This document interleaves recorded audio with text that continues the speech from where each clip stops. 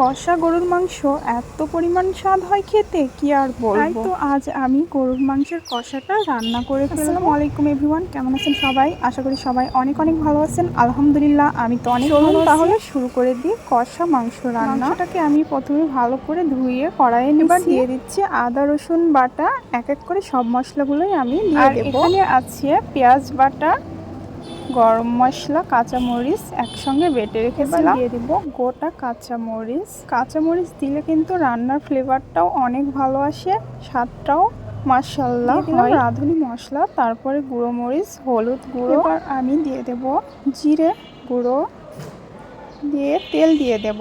এটা হচ্ছে রান্নার সয়াবিন তেলটা দিয়ে আমি হাতের সাহায্যে ভালো করে মাখিয়ে নেব। এই মা কি কাণ্ড, আমি তো লবণ দিতেই ভুলে গেছি। যাই হোক সমস্যা নেই, লবণটা এখন আমি দিয়ে দিচ্ছি।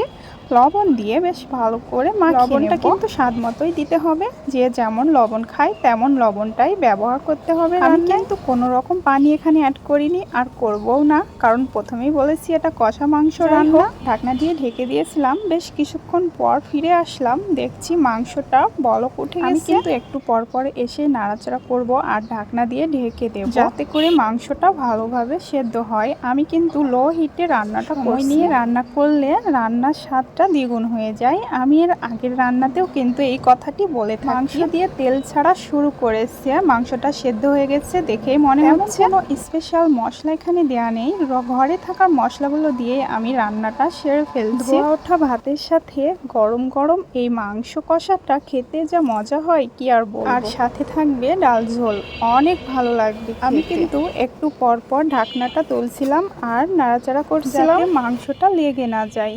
মাশাআল্লাহ অনেক সুন্দর কালার চলে এসেছে। তরকারি রান্নাটা আমার দ্রুত করে নিচ্ছি, আর অনেক রান্নায় আছে বাকি। দ্রুত বললেই কি আর দ্রুত হচ্ছে না, কারণ আমি লো হিটে রান্নাটা করছি, তার জন্য মাংসটা তাহলে অনেক ভালোভাবে সেদ্ধটা হয়ে যাবে। আর কোরবানির মাংস এমনিতেও তাড়াতাড়ি সেদ্ধ হয়ে যায়। বুঝি না বাজার থেকে মাংস যেটা কিনে আনা হয় আর কোরবানির মাংসের ভেতরে এত কেন তফাৎ।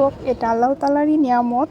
আমি একটা মাংসর পিস তুলে দেখছিলাম সেদ্ধটা কেমন হয়েছে। চামচ দিয়ে না তুলে কি দিয়ে তুলছি দেখেন, তার জন্যই তো তুলতে অনেক লেট হয়ে যাচ্ছে। শেষ পর্যন্ত মাংসটা আমি তুলেই ফেললাম।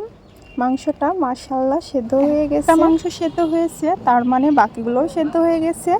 আমি তো বেশ ভালো করে নাড়াচাড়া করছিলাম। আমার তো তর্সই ছিল না যে কখন রান্নাটা হবে আর আমি কখন খাবো গরম গরম ভাত। আর এদিকে আমি ডাল ঘুটে নিচ্ছিলাম। এই ডালটা আমি আগে থেকে সেদ্ধ করে রেখেছি, এখন ঘুটে নিচ্ছি। 1 মিনিট সময়ও আমি অপচয় করিনি, কারণ ওইদিকে চুলায় তরকারি হচ্ছে মাংসের, আর এইদিকে আমি ডালটা রেডি করে নিচ্ছি। মাংসটা হলেই আমি নামিয়ে ডালটা দিয়ে দেব চুলায়, তার জন্যই আমি রেডি করে নিচ্ছিলাম ডালটা। কিছু করবেন না কেউ, কারণ রাস্তার পাশে বাসা, অতিরিক্ত গাড়ি শব্দ চলে আসে। ফাইনালি আমার রান্নাটা কমপ্লিট হয়ে গেল।